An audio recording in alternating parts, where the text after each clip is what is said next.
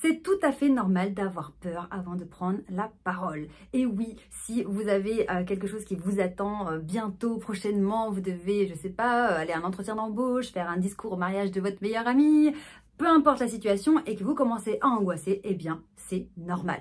La première chose à comprendre dans cette vidéo, c'est que votre cerveau déteste l'inconnu. Les situations inédites, votre cerveau déteste. Pourquoi ? Tout ce qui est nouveau pourrait être potentiellement dangereux. Et là, on revient à la période préhistorique. Vraiment, c'est le cerveau archaïque où il se dit, tout ce que je connais, voilà, si j'ai un chemin dans la forêt, dans la jungle qui m'amène jusqu'à la rivière, je connais tous les précipices, les trous, les terriers de serpents. Et donc, clairement, je sais où à peu près le danger peut se situer. Maintenant, si je décide de prendre un nouveau chemin, il va falloir que je sois en état d'alerte absolue pour pouvoir gérer tous les nouveaux dangers que je ne connais pas. Malheureusement, dans notre période actuelle, peu importe votre stress, votre source de stress, le stress est traduit par le cerveau comme une peur. Et la peur, c'est potentiellement un danger. Donc imaginez maintenant, vous n'avez pas l'habitude de prendre la parole en public. C'est donc une situation nouvelle pour le cerveau. Donc nouveauté égale danger. Et en plus, vous stressez. Stress égale peur égale danger. Donc votre cerveau, là, il est en état d'alerte absolue. Alors maintenant, comment on fait? Parce que notre cerveau archaïque, là, il est bien gentil de penser qu'il y a des dangers, de morts de partout et il essaye de simplement nous faire survivre. Hein. C'est pas méchant, c'est pas contre nous. On ne doit pas penser qu'on est nul quand on commence à avoir le cœur qui bat fort et à transpirer. Pourquoi? Parce que le cerveau se dit quoi? S'il y a un danger, on va soit devoir courir très très vite pour s'enfuir, soit devoir se défendre et se battre. Donc qu'est-ce que fait le cerveau? Eh bien il accélère le cœur, donc avec de l'adrénaline, hein, cette hormone qui va venir accélérer le cœur pour envoyer plus d'oxygène dans le sang et donc dans les muscles et qu'on puisse courir très très vite ou qu'on ait plein de force dans les bras pour se défendre. Donc la première chose à vous dire, c'est que c'est normal. Si vous avez peur, on a compris, c'est normal. Si on a des symptômes de stress, qu'on transpire, qu'on a le cœur qui bat vite, qu'on a mal au ventre, qu'on a envie de vomir, eh bien, c'est normal aussi. Donc, plus on va banaliser tout ça, cette réaction de stress, de peur, etc., plus on a de chances que ça se calme. À l'inverse, si je commence à paniquer parce que je panique, bon, là, ça va s'emballer et c'est pas bon du tout. Puisque je vais ajouter à mon stress initial et à mon stress de ma réaction archaïque, hein, je vais ajouter du stress parce que je vais me dire j'ai sûrement des plaques rouges, ça doit se voir que je transpire, ça se voit que je suis pas à l'aise, ça se voit que je suis en train de paniquer. Et donc, ça va être l'escalade du stress. Et donc, c'est là où on a des gros trous de mémoire, où qu'on perd nos moyens et qu'on bug complètement parce qu'il y a tellement de stress qu'on finit en état de sidération, un peu comme un lapin qui est pris dans les phares d'une voiture. Donc, vraiment, retenez, là, on a 3 minutes de vidéo. Le premier truc, c'est que c'est normal d'avoir peur, c'est normal d'avoir des symptômes de stress et absolument, faites redescendre la pression en mode c'est normal, banaliser, dédramatiser.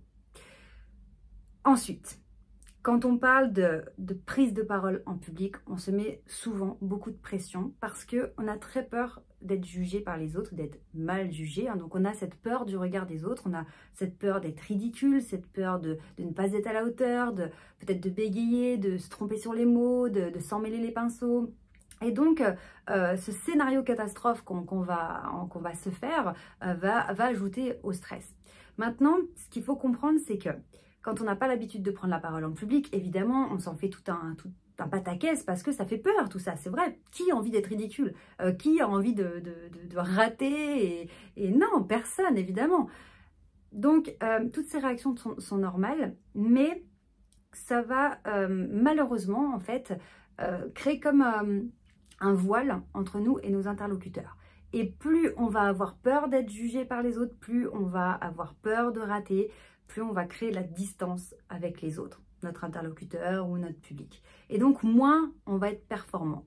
Parce que ce qu'il faut comprendre, c'est que quand on prend la parole en public, on fait quoi? On communique. C'est juste de la communication. On délivre un message. Okay?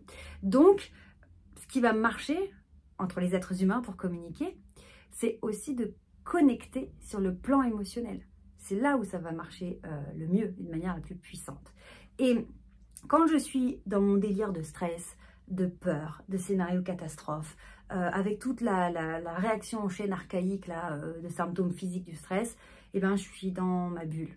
Et quand je suis dans ma bulle, je regarde que moi et je suis totalement déconnectée des personnes avec qui je voulais au départ communiquer. Donc là aussi, quelque chose qui va vraiment vous aider, c'est de dire, ok, j'ai peur parce que c'est une situation nouvelle, ça ne fait pas partie de mon quotidien, en tout cas pour l'instant, de m'exprimer, donc c'est nouveau, donc j'ai peur, j'ai du stress. J'ai peur parce que je mets un enjeu dessus, etc. J'ai peur d'être ridicule, donc j'ai du stress, donc mon cerveau voit que c'est de la peur, et donc je suis encore plus stressée. J'ai peur de tout ça, mais quel est l'objectif? C'est de transmettre mon message, c'est qu'on comprenne ce que je raconte, c'est qu'on soit convaincu par ce que je dis, par mon profil, voilà, en fonction de la situation. Et donc, qu'est-ce qui compte vraiment? C'est plus tellement moi, en fait, c'est l'autre. C'est l'autre dans le sens où je vais arrêter de me dire qu'est-ce que je dois dire pour être convaincant, qu'est-ce que je dois faire, comment mais je vais plutôt me dire qu'est-ce que l'autre en face a besoin d'entendre pour être convaincu. Qu'est-ce que l'autre en face a besoin d'entendre pour comprendre ce que je lui raconte? Quelle est la première idée que je dois lui donner pour qu'il capte en fait mon message? Est-ce qu'il faut que j'articule mieux? Est-ce qu'il faut que je parle plus lentement?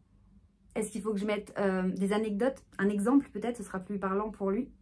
Et là en fait, vous comprenez que finalement, on va arrêter d'être focus sur soi-même dans un scénario catastrophe où il y a tout qui de pire en pire et on se déconnecte totalement des interlocuteurs et donc on devient très très très mauvais. Mais à l'inverse, on va se poser la question de quoi la personne en face de moi a besoin pour qu'on communique au mieux. Ah, elle a besoin de ça. Ok, je fais ça. Ah, elle a besoin que je répète le mot. Ok, je répète. Ah, elle a besoin d'un exemple. Je cherche un exemple. Ok, je donne un exemple. Ok. Et donc finalement, en étant concentré sur l'interlocuteur, je vais lui donner exactement ce dont il a besoin. Donc, je vais être super bon en communication. C'est pas une leçon qu'on récite. Évidemment, si j'ai une présentation à faire, je vais la travailler, etc. Je vais avoir un plan, je vais avoir une stratégie, ce genre de choses. Je vais répéter pour être super à l'aise. Mais la communication avec les êtres humains, c'est en fonction de chacun. C'est en fonction de ce que dit l'autre, comment il le comprend. Enfin, c'est un message qu'on envoie, c'est des feedbacks, c'est des adaptations et c'est du live en fait. Et plus je suis bloquée sur moi parce que j'ai peur, bah, plus je suis mauvais. Parce que je connecte plus avec l'autre, donc je communique plus avec l'autre. Le lien, il est rompu parce que je suis plus dans ma bulle, dans mon délire de peur. Donc, si vous voulez être super bon en communication et en prise de parole, et peu importe le contexte, pensez à une chose, c'est aux autres. Observez-les. Et c'est pour ça que j'enseigne aussi le décodage des gestes, parce que c'est super important de voir à quel moment la personne comprend, est avec vous, est intéressée. Ah, ou alors, à l'inverse, ça y est, elle a décroché, ou c'était trop complexe, ou elle s'ennuie, ou elle se sent dépassée, mais elle n'ose pas dire qu'elle n'a pas compris. Donc là aussi, c'est pour ça que c'est super important de savoir décoder les autres. Donc, bref, en résumé, pour faire simple, arrêtez de vous regarder le nombril en vous jugeant, en vous rabaissant.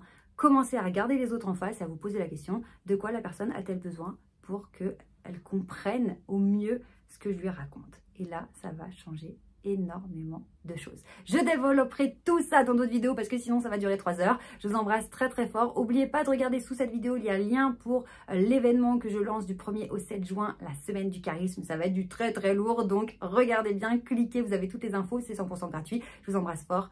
Ciao!